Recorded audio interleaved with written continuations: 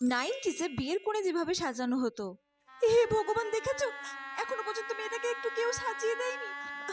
বরের বাড়ি থেকে তো লোক আসলো বলে। হ্যাঁ, কি করি?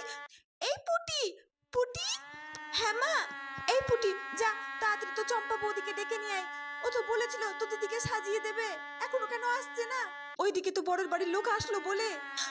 আচ্ছা ঠিক আছে, আমি এক্ষুনি ডেকে নিয়ে আসছি।